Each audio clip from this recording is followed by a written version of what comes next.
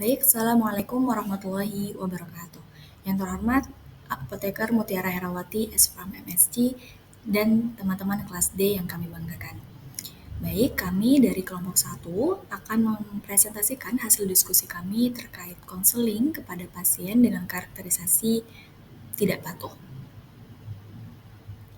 Berikut nama anggota kelompok 1 yang terdiri dari 5 orang. Selanjutnya akan dibacakan kasus oleh Nehadiana. Baik, untuk kasus kali ini yaitu pasien ibu-ibu berumur 63 tahun datang ke apotik membawa salinan resep amlodipin 10 mg sebanyak 10 tablet dan membawa hasil tensi yaitu 170/90 dan pasien diketahui mempunyai riwayat penyakit hipertensi selama 3 tahun terakhir. Pasien juga sudah sering mengkonsumsi obat ini namun tidak teratur minum obat karena takut kebanyakan zat kimia. Pasien juga diketahui suka makan ikan asin dan jarang berolahraga. Strategi kami sebagai apoteker menghadapi pasien dalam contoh kasus tersebut, yang pertama yaitu melakukan konseling ke pasien untuk menggali lebih lanjut alasan ketidakpatuhan seperti pada contoh kasus tersebut kekhawatiran efek jangka panjang obat atau bisa juga efek samping ataupun keterbatasan biaya. Ketidakpatuhan ini dipengaruhi oleh 5 faktor utama, yaitu yang pertama, kondisi pasien, lalu ada jenis terapi, lalu pelayanan kesehatan, lingkungan, ataupun juga sosial ekonomi. Baik, selanjutnya setelah mengetahui titik poin atau akar permasalahan, strategi kedua yang penting yaitu memberikan edukasi kepada pasien. Apoteker dapat memberikan edukasi kepada pasien tentang pentingnya patuh pada penggunaan obat antihipertensi ini. Ada beberapa informasi yang penting yang harus disampaikan apoteker meliputi resiko hipertensi bagi kesehatan dan keberlanjutannya. Kemudian yang kedua, resiko penyakit lain yang mana itu bisa lebih berbahaya dari hipertensi ini sendiri. Kemudian yang ketiga, pentingnya mengontrol tekanan darah untuk keberlangsungan kehidupan sehari-hari dan untuk kenyamanan aktivitas. Selanjutnya akan diberikan contoh penekanan beberapa hal percakapan yang harus disampaikan oleh apoteker. Poin ketiga selanjutnya memberi kepercayaan atau solusi dari akar masalah. Di sini apoteker akan membangun kepercayaan setelah mendengarkan kekhawatiran pasien karena efek samping dari zat kimia obat hipertensi sendiri. Nah, apoteker memberikan edukasi sederhana bahwa amlodipin berfungsi menjaga tekanan darah dalam waktu yang lama agar tetap stabil dan aman digunakan.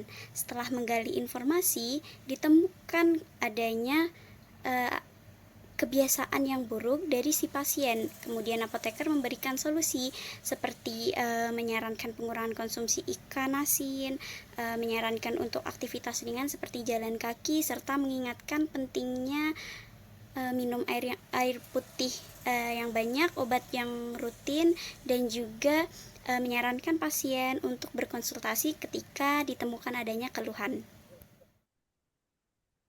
Baik, Ibu. Jadi ini dari hasil tensi yang eh, kita lakukan, ini masih tinggi ya, Ibu, masih sekitar 170/90. Sebelumnya, saya ingin tanya, Ibu, jadi, perasaan Ibu setelah minum obat bagaimana ya? Apakah Ibu merasa obatnya bekerja dengan baik? Awalnya setelah minum obat tuh enak Mbak, nggak pusing lagi. Tapi makin kesini tuh pusingnya makin nambah gitu Mbak. Oh, gitu ya, Bu. Kira-kira awal kejadian pusingnya itu waktu kapan ya? Sudah sekitar 2 bulan ini Mbak, kadang-kadang pusingnya tuh sampai saya nggak bisa berdiri gitu Mbak. Waduh, saat awal ibu pusing itu, kiranya ibu sedang melakukan aktivitas apa? Atau ibu apakah ada memakan makanan cepat saji atau yang makanan asin, Bu?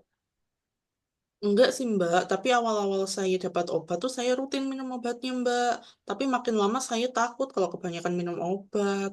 Takut kebanyakan zat kimia gitu Mbak. Jadi saya minum saat pusing aja. Itu ya, Bu. Jadi ibu kan sudah mengkonsumsi obatnya. Jadi ibu seharusnya sudah tahu cara pemakaian dan kegunaan obatnya untuk apa. Ini saya ingin sedikit meluruskan tentang kandungan zat kimia di dalam amlodipin. Apakah Ibu berkenan? Boleh Mbak, soalnya saya takut ya Mbak. Oke, baik Ibu. Jadi, obat hipertensi atau amlodipin yang Ibu konsumsi ini aman ya Ibu dikonsumsi selama sesuai dengan anjuran dokter. Yang tidak aman itu jika Ibu meminumnya melebihi dosis yang telah dianjurkan. Justru yang membuat bahaya adalah penyakit hipertensinya, bukan obatnya. Kalau tidak terkontrol bisa menyebabkan penyakit lain yang lebih berbahaya seperti gagal ginjal, penyakit jantung atau dapat juga stroke dan lain-lainnya. Jadi, untuk kebaikan diri Ibu, sebaiknya obatnya tetap diminum secara rutin ya Ibu, walau Ibu tidak merasa pusing. Oh iya Mbak, tapi kata orang-orang tuh obat banyak bahan kimianya ya Mbak. Betul, itu tidak salah Ibu. Namun, tapi perlu kita pahami juga bahwa tidak semua zat kimia itu berbahaya. Bahkan, makanan dan minuman yang kita konsumsi sehari-hari itu dapat tersusun juga dari zat kimia. Obat-obatan sudah diteliti dan diuji secara ketat untuk memastikan keamanannya sebelum digunakan pada pasien. Jadi, Ibu tenang saja. Selama Ibu rutin mengkonsumsi obat sesuai aturan pemakaian yang benar, maka tidak ada bahaya yang perlu ditakutkan. Tapi beda lagi, jika Ibu tidak rutin minum obatnya, maka dapat menyebabkan berbagai penyakit yang lebih berbahaya. Jadi Ibu, setelah yang sudah dijelaskan tadi, obat ini aman digunakan ya Ibu dalam jangka panjang, asal diminumnya sesuai aturan. Kalau dihentikan secara tiba-tiba, tekanan darah bisa melonjak tanpa gejala. Karena itu penting untuk meminum rutin setiap hari Ibu. Waktu minumnya obat juga bisa dibuat ramjih Bu, supaya tidak lupa. Baik Mbak. Selain obat, ibu juga boleh mulai mengurangi mengkonsumsi makanan yang tinggi garam, seperti contohnya ikan asin. Soalnya itu bisa bikin tekanan darahnya melonjak naik, ibu. Jadi kalau ibu suka, boleh diganti jadikan segar atau kukus aja ya ibu. Oh iya Mbak, soalnya saya terkadang tuh makan ikan asin. Boleh boleh untuk sesekali Bu, tapi kalau setiap hari tekanan darah bisa susah dikontrol. Sama satu lagi ya Ibu, walaupun Ibu di rumah saja, boleh dicoba jalan kaki ringan di halaman atau di dalam rumah. Mungkin bisa sekitar 10 sampai 15 menit saja sehari. Itu bisa juga dapat membantu tekanan darah menjadi lebih stabil. Wah, iya deh Mbak. Makasih ya Mbak sudah dijelaskan.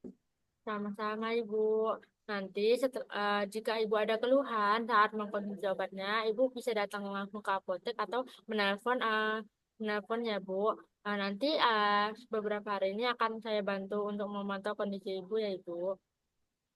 Iya Mbak, makasih Mbak. Sama. Dari kasus ini, didapat kesimpulan bahwa ketidakpatuhan pasien ini terhadap terapi dipengaruhi oleh tiga hal. Yang pertama, kurangnya pemahaman tentang pentingnya pengobatan jangka panjang dan risiko komplikasi dari hipertensi. Kemudian adanya keyakinan salah bahwa zat bahaya kimia yang dikonsumsi dalam jangka panjang. Kemudian yang terakhir adalah gaya hidup pasien yang kurang mendukung seperti pola makan tinggi garam dan juga kurang aktivitas olahraga atau aktivitas fisik. Oleh karena itu, apoteker memberikan konseling dan memiliki peran penting untuk memberikan edukasi kepada pasien terkait peningkatan kepatuhan dan juga menerapkan strategi diantaranya melakukan analisa permasalahan, memberikan edukasi dan juga meningkatkan kepercayaan kepada pasien untuk meningkatkan kepatuhan agar efek terapi dapat bekerja dengan maksimal. Baik, sekian presentasi dari kami. Kurang lebihnya mohon maaf. Wassalamualaikum warahmatullahi wabarakatuh.